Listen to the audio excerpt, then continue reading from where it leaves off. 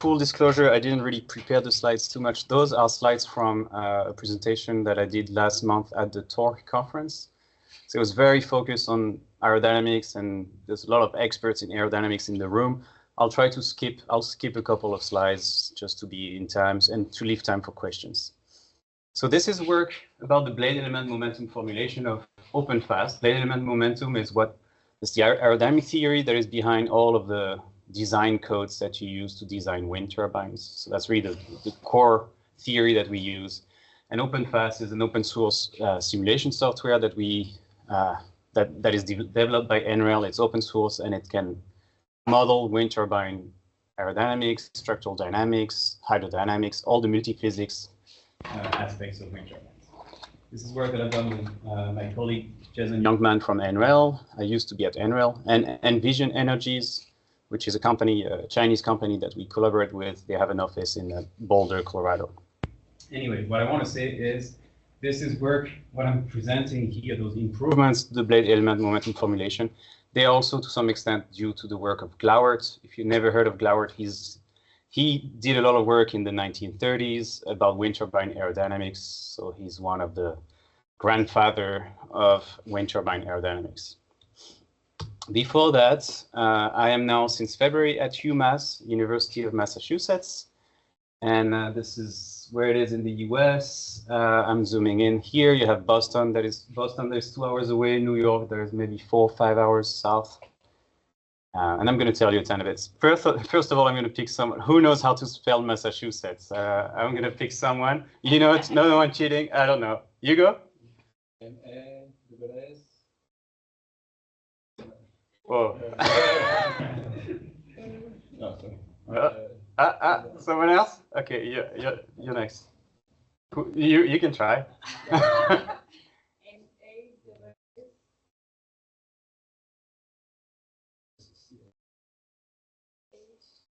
It's a mess. Yeah. So I'm still. I think I published papers where I misspelled it. So no problem. It's spelled like this. There's 2 T. There's CH. I keep making mistakes. Anyway, that's the state that is here, and UMass, University of Massachusetts, has actually 5 campuses, so it's complicated. I am in the oldest one, which is in Amherst. That was what I was showing you 2 hours away from Boston. And in this campus, it was founded in 1863. There's 30,000 students. It's not as big as Sorbonne. Sorbonne is 55, I think. 1,500 professors, and I just joined in February. This is the picture on the website when it's a sunny day. This is when it's not sunny, but at least you can see there's some small mountains in the background, some hills in the background. This is maybe another view of the campus, and I think my office would be somewhere in here. Somewhere this building. So that's the small overview of where I am at the moment, what I'm doing. I'll get to it later. There's 16 professors in the Wind Energy Center that focuses on wind energy. And if you've heard of the book Wind Energy Explained from Emmanuel, who is still a professor at this university, we are now just last month we published he published the 3rd edition of this book, and I'm lucky enough to be the co-author on the 3rd edition. But this book has been around for 20 years now. Some facilities about wind. We don't have too much facilities, but there is a water tunnel with a small cross section. We have a wind tunnel of a 1 by 1 meter cross section that we don't use that often at the moment. And one of my colleagues, Chris Sharman, he has a wave and current tank with also a 1 by 1.2 cross section where he can do both wave and like I said, current at the same time. Okay, that was for UMass, a small overview of where I work. Now I'm going to dive into the topic of this talk, which is wind turbine aerodynamics, and what happened, some recent changes, improvements that we've done. So I'm going to show you for 2 cross sections of the blade at 33% span and 75% span, a case where the wind turbine is yawed, so not facing the wind. There's like a 38-degree yaw, a 38-degree yaw. In black, you have measurements So let me first explain. On the x-axis, you have the azimuth angle. So as the blade rotates from 0 to 360. On the x-axis, you have some force, the normal force, normal to the blade. And you can look at, we have measurements from the Dan Arrow experiment in Denmark. And what OpenFAST, the tool that I'm using, some prediction from this tool. And you can see that we are pretty far off. And there were also other participants. It's harder to see, but everyone is also pretty far off, or it's all over the place. So there's a lot of improvements you might be using in your daily life, design codes for wind turbines. You might be designing wind turbines, but behind the scenes, we're not there yet. There's still a lot of errors that we make. And what we saw in this is just a sample of results, but when we have large cone angle of the blade, when the blades are forward, when we have large shear, when the wind varies a lot with the height, when we have large yaw angle, that's what I call skew. When I say skew, it stands for yawing and also tilting the turbine at the same time. Pre-sweep also, when you have when the blade has a lot of curvature in the plane of the rotor, our codes make a lot of errors. We worked on several of those aspects. This talk is about skew. Some previous work about the coning, what we improved in OpenFAST. This is, if you are using OpenFAST, that's of interest to you. If you're not using OpenFAST, you don't care too much. But basically, we changed the coordinate system in which we do the momentum balance. Now if you can see colors, we're now using a coordinate system that is in green, and where before we were using a red coordinate system. That's all you have to know here. The details is, if you know about, well, who knows about blade element momentum theory? Raise your hand if you do. Yeah, so I don't want to be too painful to you. There's two aspects to blade element momentum theory. You have what we call the blade element theory and the momentum theory. And what you have to do at the end to get this blade element momentum, you just say that the forces that I get with one theory should be equal to the forces that I get with the other theory. That's all there is behind it. And what I'm changing here is I'm changing the coordinate system in which I do momentum theory, actually. I think there's a problem with my colors. But anyway, all I want to say is this was an example of an improvement we've done last year, where you have in red, you have the previous, let me go back, x-axis, I have the cone angle. So this is when you change the blade, you make the blade go forward, one blade go forward like this.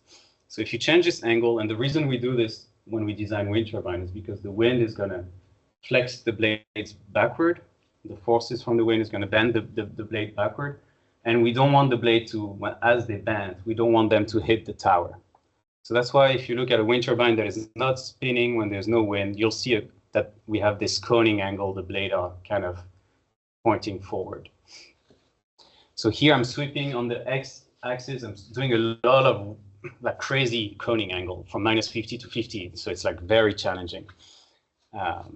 And I'm showing the thrust at the bottom and the power at the top. And as you can see, the red, the former code compared to the new one and vortex method, which is slightly better than FEM, we can see that we did a real improvement by changing this coordinate system. That's all there is here to remember. And now when I want to talk about the yaw angle, and that was what I was showing you at the beginning, that the measurements were very far off compared to the simulations. This is purely simulation, but again, as reference, I'm going to use this vortex method, which is better than BEM, okay? It has higher level of fidelity. And what we see is if we use our OpenFAST tool, we have a lot of differences in terms of power and thrust when I vary the yaw angle. So again, that's the turbine going this way from -50 to 50 degrees. Huge differences between those two methods, between BEM and vortex method. And so my topic of research was to try to make those two curves match. Okay, there's clearly something that is off in this theory that we are missing. So I'm talking only about blade element momentum theory and blade element, the BEM. Let me say BEM is shorter. BEM is only valid for a rotor that is completely perpendicular to the wind. So if you want to model a turbine that is actually in yaw, you need to introduce some models. And there are two models that we use in BEM. One is a redistribution of induced velocity. So that means your induced velocities cannot be the same. The induced velocity, maybe I'll explain what it is. It's you know that the wind turbine extracts energy from the wind. So the kinetic energy of the fluid is being reduced. So that's one way to look at it. The other way to look at it is the wind turbine creates a wake, and this wake is slowing down the flow. It's two different perspectives.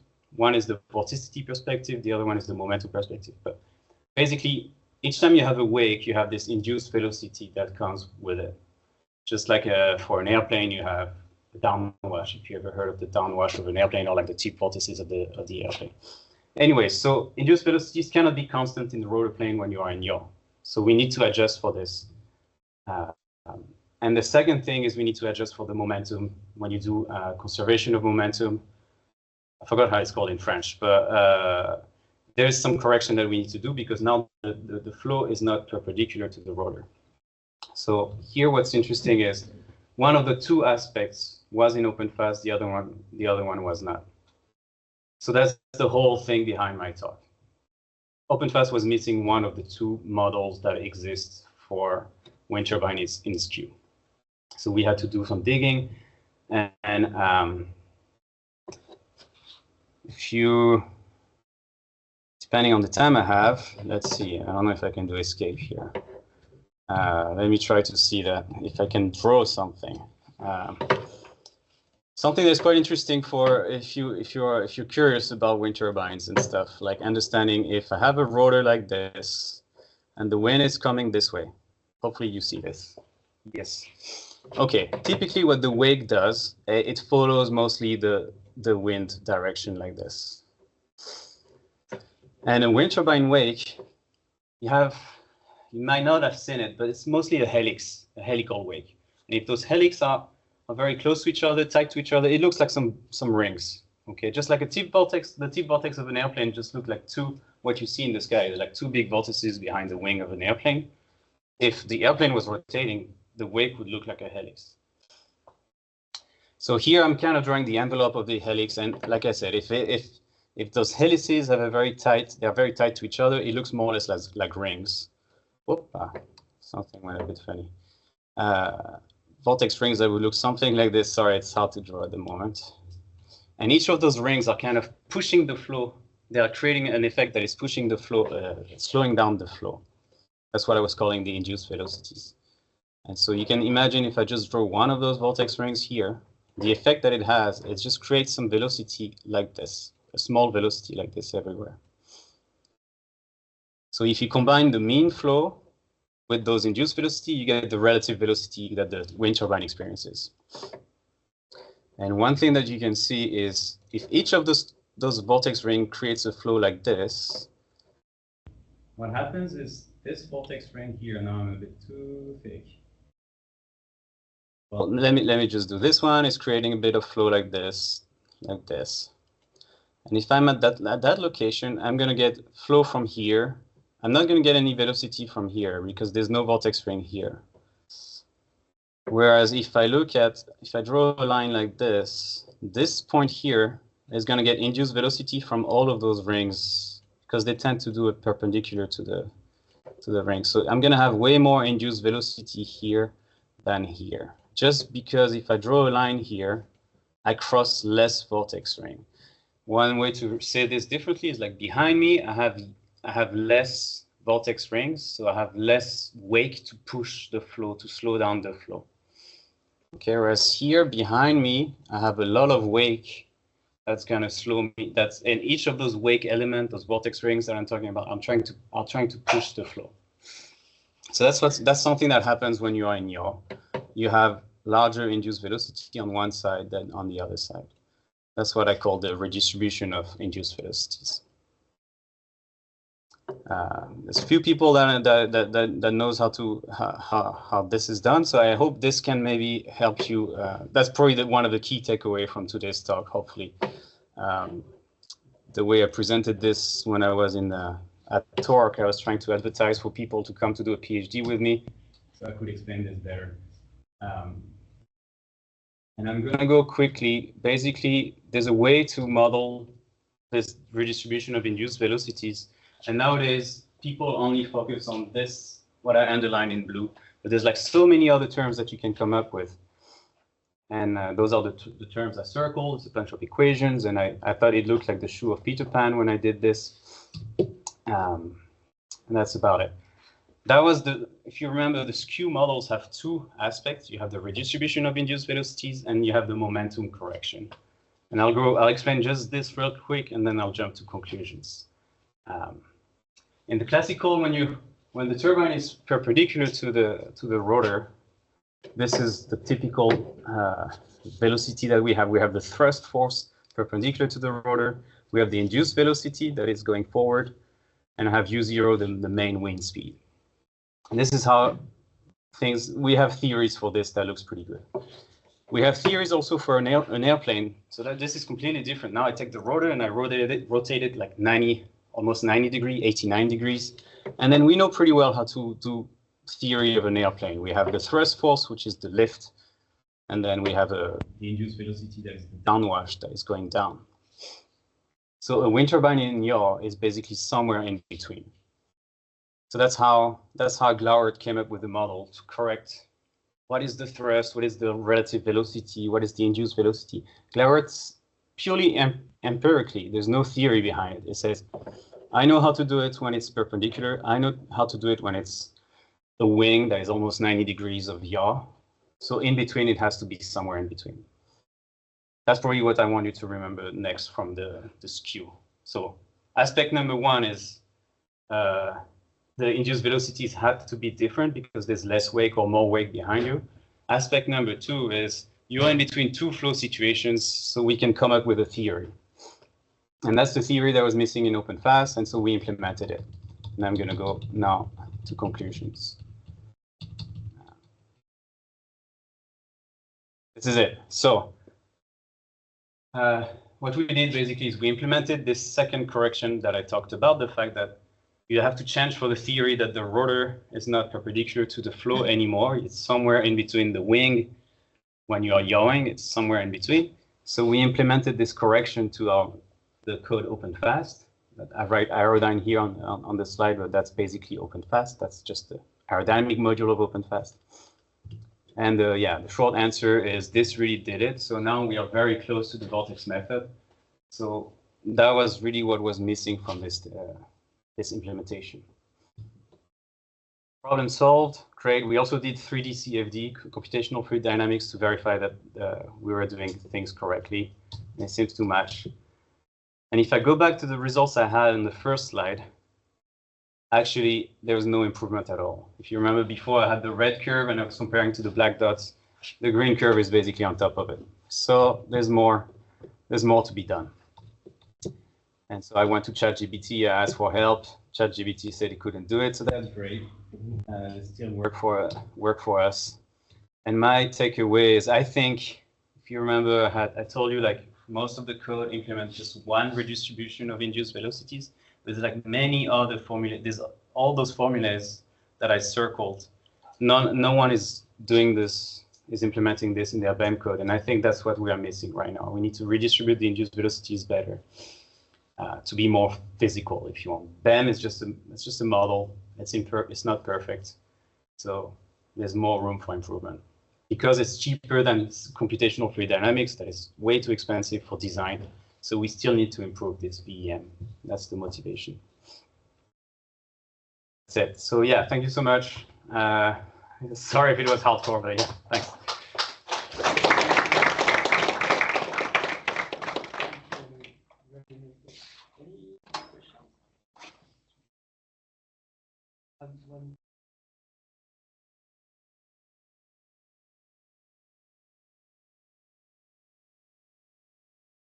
Yeah, it's the same. The reason you have blockage effect in wind farms, that's this induced velocities. And so the way to look at it is just, it's the wake of the turbine that is pushing you. The other way to look at it is you're sucking energy from the flow, so it has to upstream, like it kind of, because physics is continuous, you're subsonic, so the information has time to travel forward. And so that's why you have velocity reduction in front of you, the turbine. Sorry, I have a small question also. Is this could different number of wings behind you, depending on the yaw angle? Does that mean that then you have a yaw moment on the turbine? Yeah. Is that something that you can model? Yeah, of course. Yeah, so we have all the, yeah, so the question is, can we do a simple model of the yaw? I think for sure, I've never looked at it, but like the simulation code that we have, once you know the induced velocities, that's the key variable that we need to know. Once you know the induced velocities everywhere, you can compute the angle of attack, you can compute the forces, and then you integrate the forces, and then you find this. Most of the time, it's a restoring yaw moment, actually. Turbines are stable in the sense that if you're yawed, there's some kind of moment that wants them to come back. Even, yeah, that's usually how it works. Yeah, go ahead. Are you using this new correction in the FAST farm also? Yeah, yes, that's the beauty of OpenFAST is as soon as something is in Aerodyne, it's in FAST farm too. Yeah. FAST farm is the OpenFAST for multiple turbines. I have one more question. So, it is not supposed to be.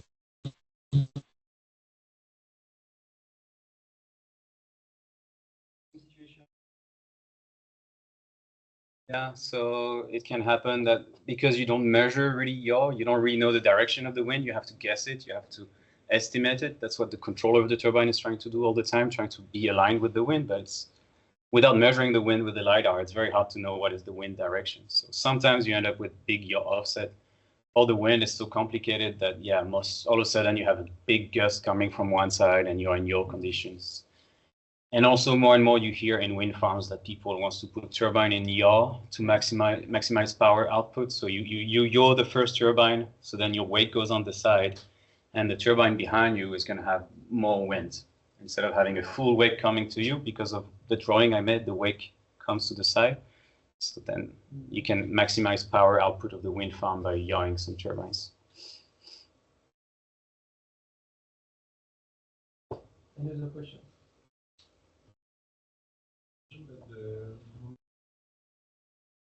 Yeah, I think it is.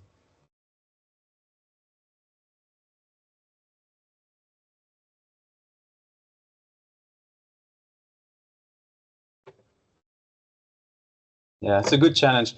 It's a good challenge. More induced velocities means your angle of attack is reduced. I think so you'll have maybe less loads. So there will be less load. It's possible. So who knows? Maybe I said something wrong here. So yeah, to double check. That's good. I like it.